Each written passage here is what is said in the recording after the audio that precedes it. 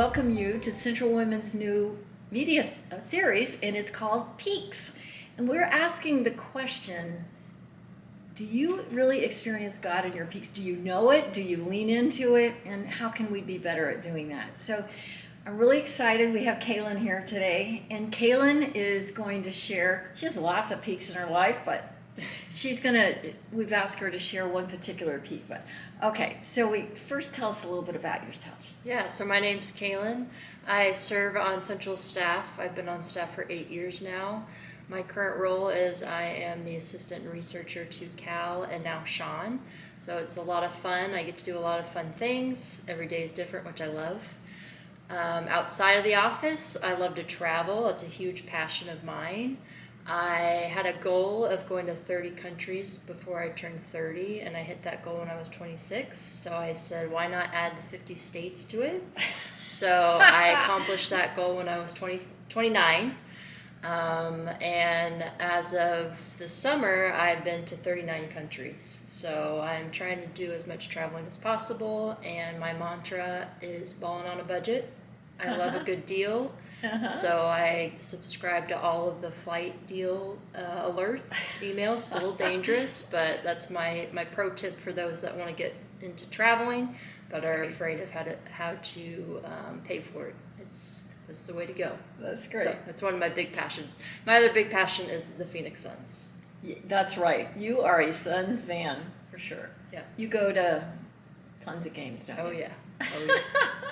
So I've known Kaylin for quite a while. We went to Israel together, yeah, and now and then we played pickleball together. Yeah, totally. So not too long ago, we were in the lobby of the Queen Creek campus, and I asked Kaylin to tell me a little bit about her trip. And so she told me about her trip to Kenya, and when she was telling me the joy was just so there, and I just thought, oh wow, what a story. So tell us a little bit about the trip, and then specifically I will have some questions for you. Absolutely. Yeah.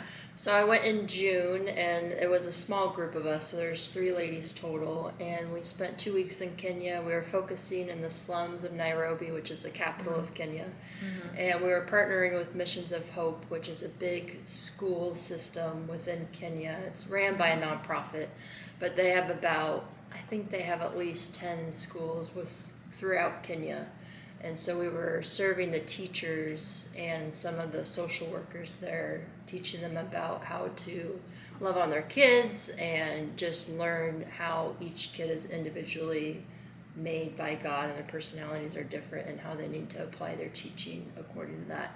So it was super fun to do that. I am an introvert by nature, and so just the thought of having to teach these teachers was terrifying because I didn't know what I was doing. So I just approached the trip as like, okay, God, like I'm going to get out of my comfort zone and just see where you lead. And that's exactly what he did. Through the anxiety that I had at times, it was just amazing to see God do what he does and just use me in ways that I was not prepared for. I don't think we're ever prepared for it, which is awesome. Hindsight, of course. In the moment, it's terrifying. So we did that, and then we also just played with the kids, which was awesome. It was really hard to see the poverty that these people live in. They live probably off $1 a day would be my guess. Their housing is very, very small. There's usually like 10 to 15 people crammed in one little area. So just seeing how they had little, but they were so content and joyful with having nothing was just really inspiring, and it's hard to not feel guilty of all the stuff that we have. When in comparison, they have nothing and they're just so joyful. So that was really awesome. And should I go now into what really lit me up? Yes. Okay. Yes. So what Debbie's referring to is one of the schools that we went to. It was a boarding school. It was out in the countryside. And we were meeting with the pastor, going over our schedule for the day, and the pastor was like, can we do like a spontaneous worship night for you guys in the evening? We're like, yeah, that would be amazing. So I'm thinking like, I don't know, 100 students may show up because it's spontaneous, just a couple hours notice. Okay, I've got to stop you here because another gift that Kaylin has is her musical ability. Tell them what you do. No. Yeah, I do. I play bass. So I started with drums, and now I've been playing bass for about 15 years. Okay. So. And were you doing that there? No. Okay. No. I was just watching. Oh, wow. Yeah. Okay, go ahead. I interrupted you, No, but I had to good. just put that in there. So yeah, we show up to this gymnasium, and that's a strong word because we think like the Suns Arena or a high school gymnasium with lights and air conditioning and all this. This was literally just like a dirt field with bricks around it. So it was very just basic. But we show up, and this thing is jam-packed with like over 800 students. And they put on a worship service for just the three of us, and they worshiped for an hour and a half. It was totally spontaneous, and it was crazy. Wow. It was powerful. You were just blown away. You said, wow. Yeah, absolutely. And they had no instruments. They just had one microphone. So there was one student that was the worship leader, and then there was like a choir behind her. But they didn't have microphones. There was like one little PA system, and we were joking because there was like a light inside the speaker, and we're like, is that a fire in there, or is that normal? So it was just inspiring to see them worship the Lord with nothing, and they were so content and joyful and all of the things. So were all the worship songs in their language? Were some of them in English? Most of them were in Swahili, which is their mother tongue. There was a couple of songs that were English, but the chorus was in English, the rest was in Swahili. So it was just really beautiful. So would you say that the biggest peak from this peak trip was that worship time? Yeah, totally. And throughout the whole trip, I was just processing all the poverty that I had seen. Mm-hmm. And I've been to other countries and seen a lot of poverty, but this one was different because of the joy that they had despite it. Mm-hmm. And I think it was like 2 or 3 months prior for us going, they had flooding that came through the slums and wiped out a lot of housing. And just talking to some of the people that lost everything that they had, their response was like, yeah, we lost everything, but we have our family, so glory be to God. And just with that response, I was like, what are you talking about? You just lost everything and you're still praising God. I was just very convicted that I would probably not have that response. So it was awesome. That's great. That's great. Well, there is, you gave me something from the trip, and I will show you I'll show everyone what it is. Yes. It's a spoon, a little wooden spoon, and there happens to be a zebra. Are there zebras running around? We did see a couple, yeah. That's pretty crazy. I bet that's pretty crazy. But this isn't just a spoon. You want to talk about the spoon? Yeah, absolutely. So Kenyan culture, it's called tea time, and it's a mandatory break for at least 30 minutes. Twice a day, so it's usually around 10:30 and 3 p.m. And it doesn't matter what you're doing. If you're in the middle of a conversation, middle of a training session, in my experience, they stop the clock and they break for tea, and it's fabulous. And there's snacks, and you just hang out and talk, and then you resume. So how long is this? It's supposed to be 30 minutes, but Kenyans run on their own time. Yeah. So it usually lasted like 45 minutes, twice a day. I'm trying to kind of process Americans doing this. It wouldn't happen. It wouldn't happen. It just wouldn't happen. No. No. We, one of the days we were playing with the kids, and we were going into classrooms playing bingo with them. And we walked into a classroom, we were starting to set our intros, and then they interrupted us, and they're like, we gotta stop, it's tea time. So they take it very serious. It was great. So what can we take home from that? More breaks and tea time. We need tea time in our lives. That's great. Absolutely. I think it'd be good if we had a mandatory tea time, right? Yeah. How could we could set our alarms on our phones, right? And our watches or whatever, and just stop. So you have to be in community with someone who's going to have tea time with you. Right. Maybe just call a friend during the break.